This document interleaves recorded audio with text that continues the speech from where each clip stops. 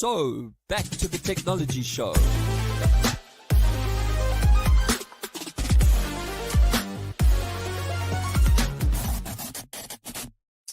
It is the technology show where we translate geek into regular speak. I'm Brett Levy and I'm your host this week. So I'm getting better. I promised I'd start doing more shows. I think the last show I did, I was only a day late. Today I'm a couple of minutes late. So, yep, working on it, getting there. Interesting show today. Normally when I review things, I have used the product and I talk about it, and that I've used this product that I'm going to be reviewing today for an extended period of time, but I'm not really allowed to tell you how it did or didn't work for me. And I'm just reading my note from my producer. Brett, please remember there are rules and regulations when it comes to these devices. Listen to them. Okay, I promise I will. So let's review today's Things with a Z, and I'll bring up the slides and we can take it from there. So let's go into that mode. And Things with a Z is the Pain Pod 3. Now, it's a TENS and an EMS machine in a super cool and compact size. In fact, if you're watching the show, I'm going to hold it up. So I mean, that gives you an idea of scale. It's credit card size, obviously about the thickness of a phone. So there's the little unit there. And as I said, if you're watching the show, you'll see a better picture of it up on the screen. So what is it? Well, it's a TENS, as I said, it's a TENS and an EMS machine. What is that? Well, TENS, or transcutaneous, I think that's how you pronounce it, electrical nerve stimulation, TENS, hence TENS. What that does is it basically blocks pain signals from reaching the brain by distracting the brain from feeling pain. And EMS, or electrical muscle stimulation, will promote muscle movement and contractions to help relax stiff muscles and encourage blood circulation, so at a targeted area. Now, this is designed to help manage or reduce pain. EMS can also help with circulation. And basically, within about 15 to 20 minutes, can help the body release endorphins. And as you know, especially people that go to gym, they talk about this all the time, right? When you get into that zone, that 10, 15-minute mark, when everything's pumping, and that you really start to feel high, like a good high, and that's the endorphins kicking in. So EMS does promote that same thing. Now, for the review, I'm laughing because I've got producer notes in my head. I'm like, so for the review, I can tell you how I used it, but I'm not really allowed to say how it helped me. See, I'm listening to what I was told to do. It's a first. I'm also going to bring up a banner as well so you can find out more about the product. There's a website there as well. Now, the device has multiple settings, and I'll get to what makes it a cool device. And that's the customization options. Sorry that if I've seen a little bit like hesitant when I speak. For all the people that listen to me or watch my show, they know I don't actually script my shows. I do it one take and off I go. But I've got this note in my head, don't say anything wrong. So I don't want to say anything wrong because I also don't want to cause any issues for the company that sent the device over for me to use. So I am going to listen. So if I do seem like I'm pausing, I apologize, but I actually have to think about what I'm saying because there will be instances where I want to say things which I'm not really allowed to say. So standard with this unit are these like little gel pads. I don't have any lying here on my desk, otherwise I would show you. And if you're not watching, and well, I can't show you any. If you think about like when you go to the hospital and they do those ECG machines and they read your heart rate and that, they always stick those little round stickers on and they connect them on a wire. These little pads are the same type of thing. They're small little rectangular style pads. There's round ones as well. And you stick them onto your body and you plug in the wire, and then the wire goes back into the little machine, into the Pain Pod 3.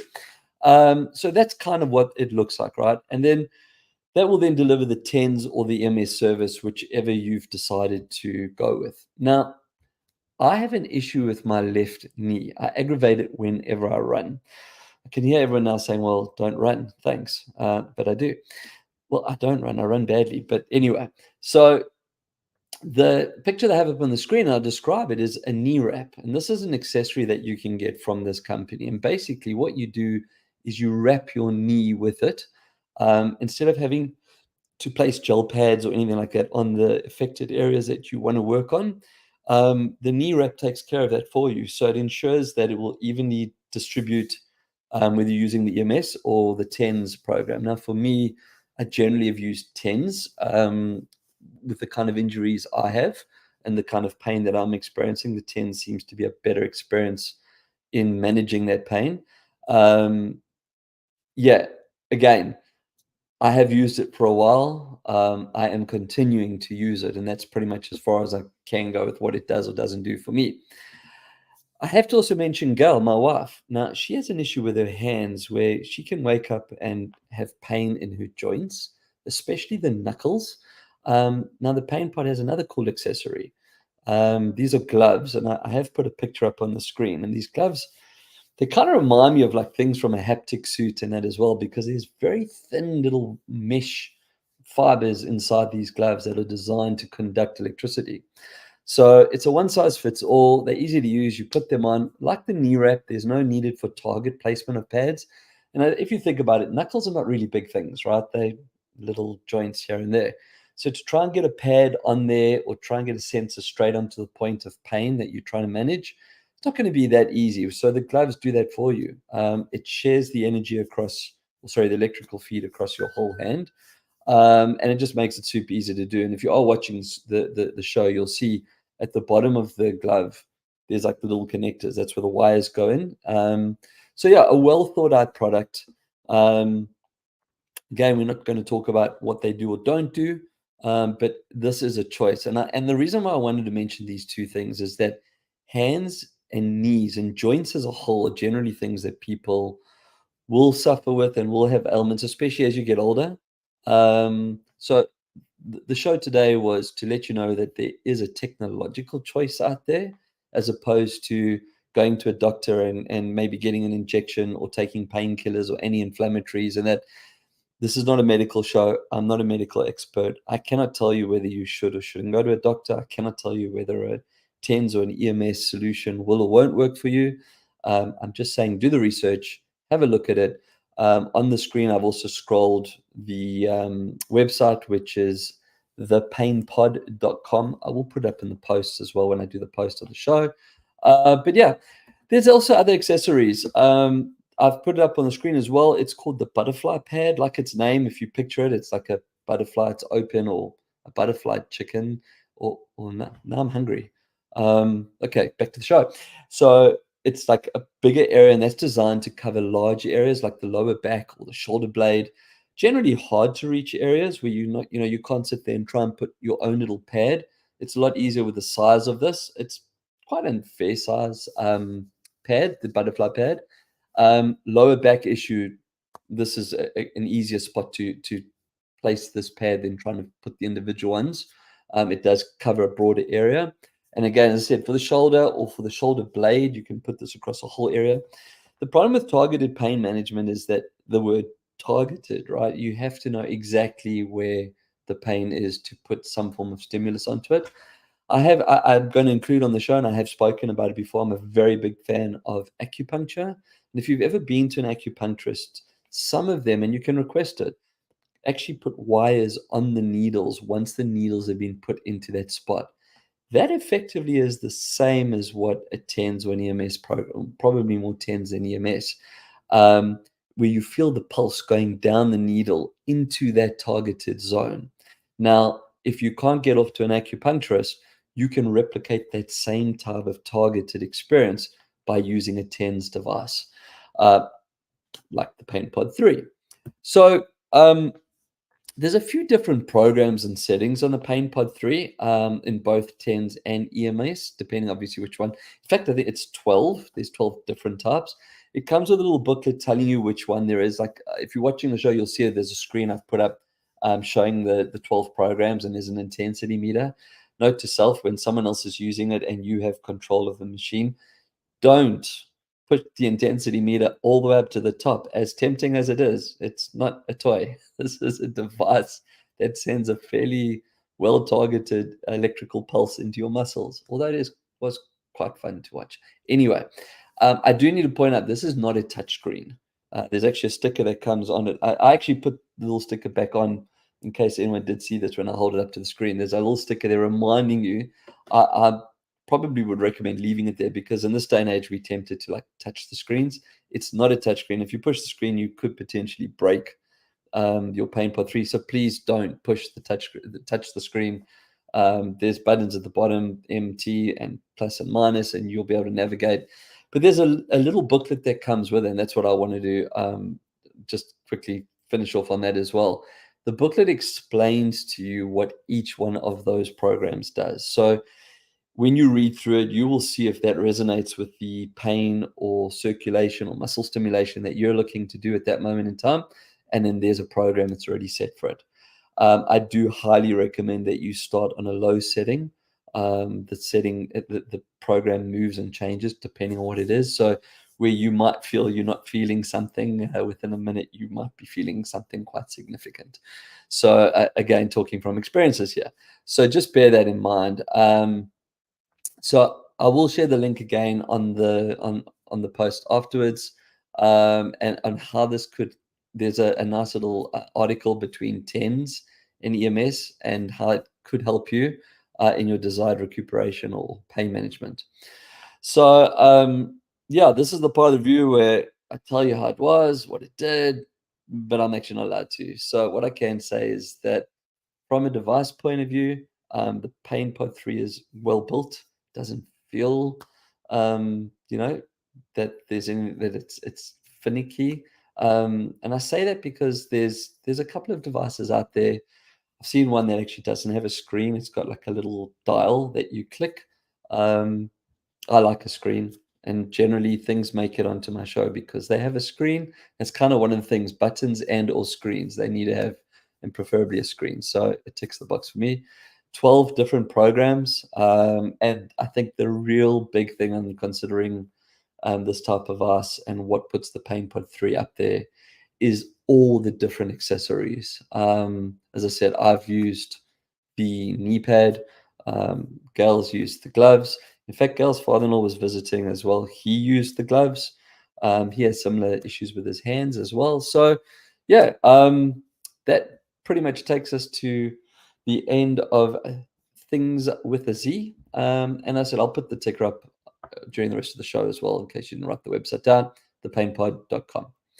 Right, what have we got next? I suppose I should probably click back onto here and tech news. Wise. So Wise, if you don't know what Wise is, Wise is a money transfer company. They've just recently been hacked. Apparently, some personal data what may have been leaked. I love the way companies do it. Look, first of all, they owned up. Did they own up by choice? Probably not. The law kind of requires it now. But basically, they were hacked.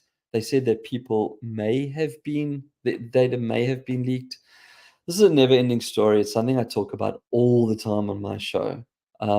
Please change your passwords regularly.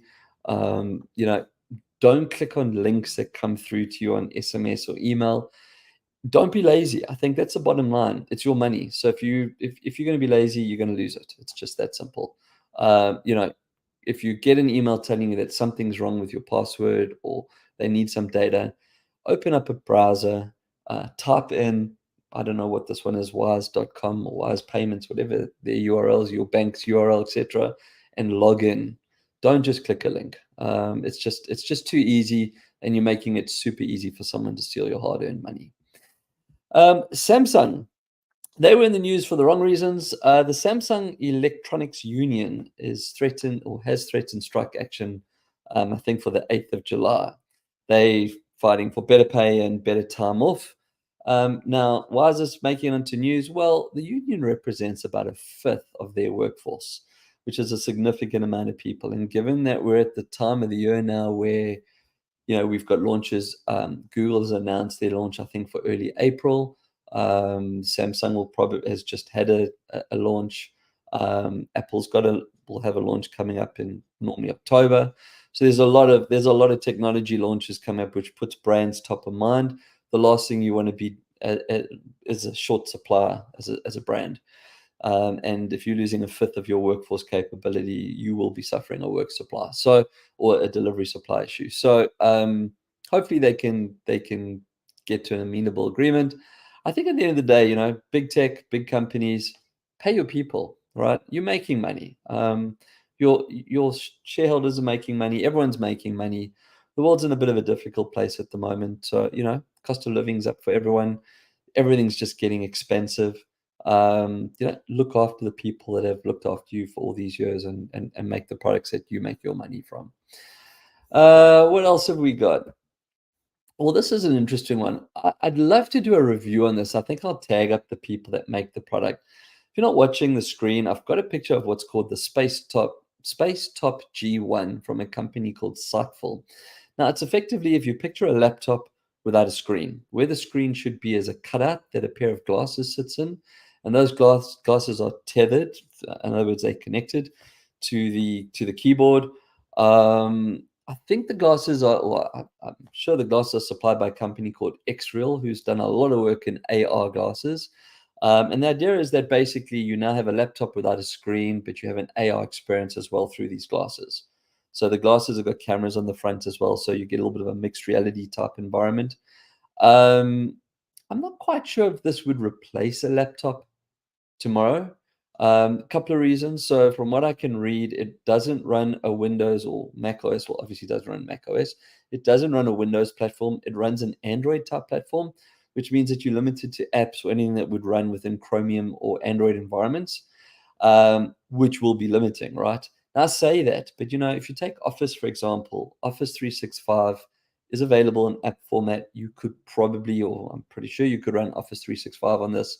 And there's so many other things that you can do that can run in app environment. So it's not that Android's an issue, but there are certain things that do require compute power with a bigger operating system like a Windows or Mac OS. So I don't think it will replace a laptop anytime soon. What is cool, like I was trying to think about where I would use things like this. Maybe a long haul flight where you want some privacy. You can just sit there, put on the glasses, watch movies, play games, do whatever it is you need to do. You might be working on some sensitive documents where you don't want a screen where anyone could see it. This would work. And then, the whole appeal of these augmented style glasses is that you effectively get like the equivalent of a 100-inch screen, what they refer to as spatial computing. And that's obviously what the Apple Vision Pro is all about. You get this really big screen experience because it's there close to your retina and so on and so on. So yeah, interesting. Like any form factor, it's first to market, it's different, it's innovative kind of stuff I love to play with. So I'll be watching it to see how it does or doesn't progress. Speaking of laptops and operating systems and all those, it wouldn't be a show if I didn't bring Apple into the mix somehow. Apple has done a deal with ChatGPT with OpenAI for ChatGPT. Apparently, the grand total of $0 exchanged hands here. So Apple will not be paying. Apple will not be paying OpenAI for a license or for the use of ChatGPT. I'm pretty sure though that it's a win-win, right? So ChatGPT gets to go into billions of devices at the click of an update. Apple solves the race to AI because they haven't really done anything in the space like the other brands have. Well, there's two things. One, they will make money, right? Even with ChatGPT as a standalone product, there's a free version, and then there's like ChatGPT 4, which is a paid version. I'm sure in the App Store we'll see a paid version of ChatGPT or something similar where Apple will make money. They make like 30% of all sales in the App Store. But the big question for me is privacy. What does this mean for Apple product users insofar as their data now being shared with a third party? Because AI will be intricately intertwined into the operating system, I assume. Like Google's got Gemini and they've now baked that into search. Microsoft has Copilot that's baked into Bing and baked into its search engine, the little search bar. Apple will do the same thing, right? So ChatGPT or OpenAI will have a direct plug-in to any Apple user's device. Now, Apple's big on privacy. They talk about privacy and that, but how do you limit the privacy here? That's something that I'd really like to see how that plays out. So, and they probably address things like this in their launched a couple of weeks ago when they talked about AI and all these type of things. But it's seeing is believing, right? It'll be interesting to see what happens now in the bigger picture once this is baked into the OS. Anyway, Amazon and Xbox have done a super cool deal. Now, this is really, really exciting. So Amazon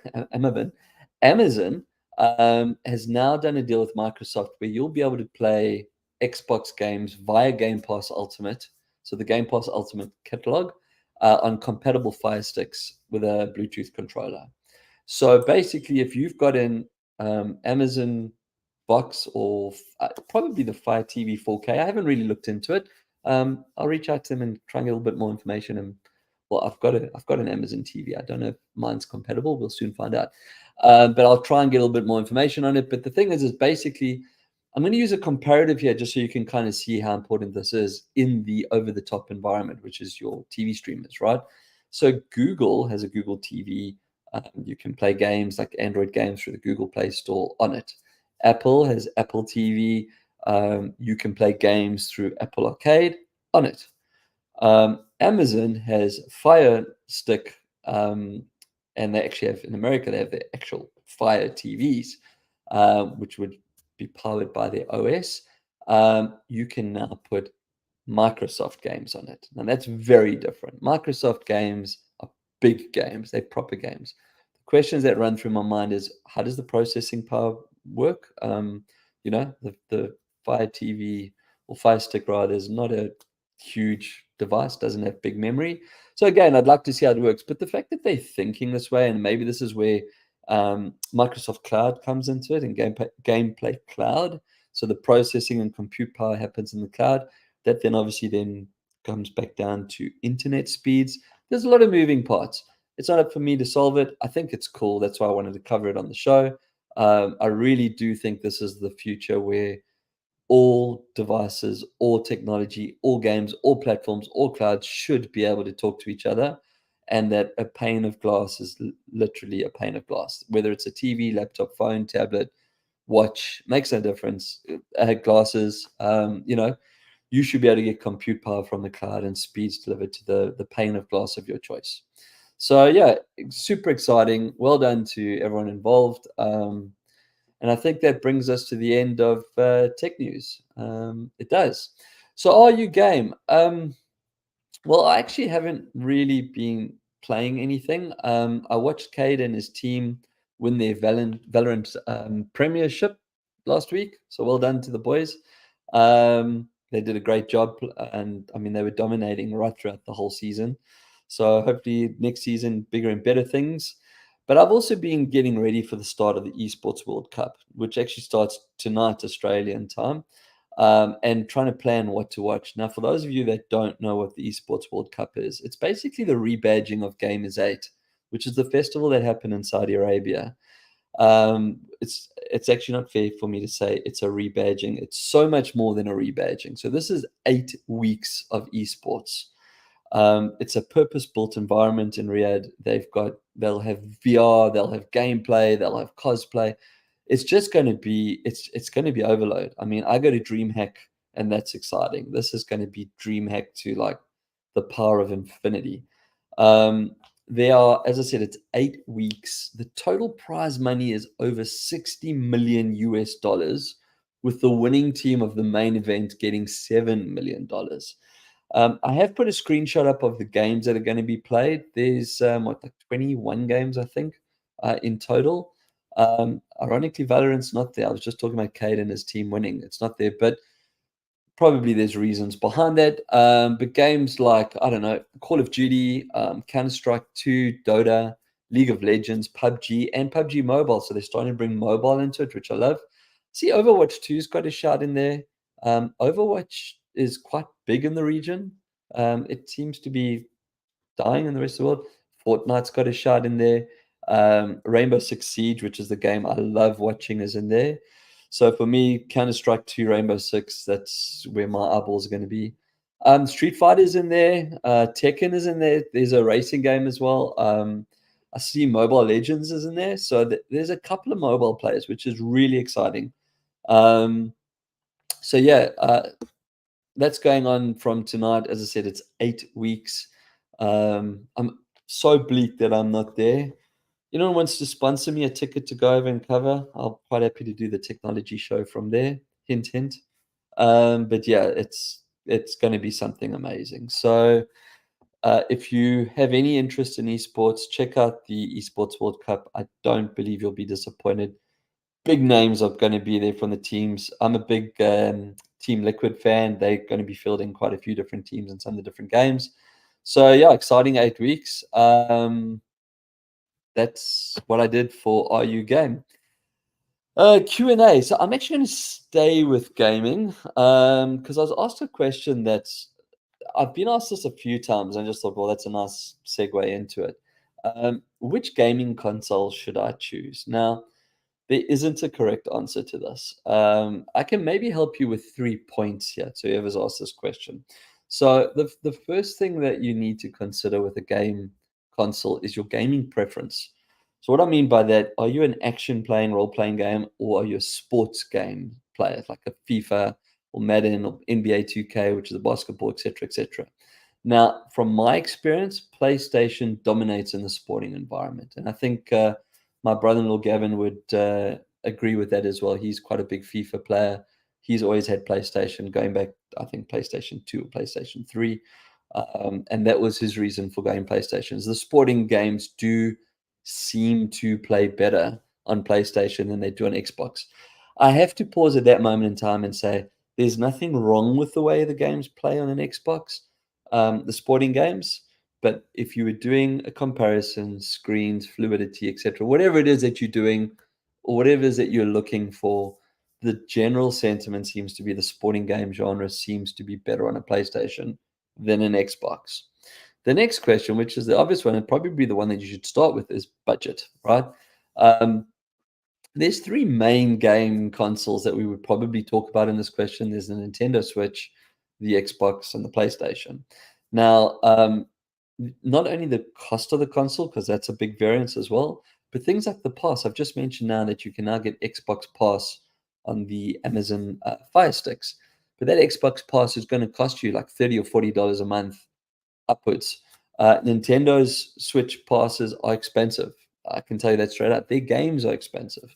So, these are things that you have to look at as well, because now you've bought the device, you have to buy the games. So, what is the cost of the games and all the passes? And then what is in the library of those passes? I do stand corrected, but I'm of the opinion that Xbox has the biggest library when it comes to games. So, this is something that you should consider. And then I think the third point is that if this is not your first console, then you need to consider backward compatibility. If you own a lot of games that you still want to play, then that's a critical decision. If the console's not backward compatible, you're going to have to turf those games.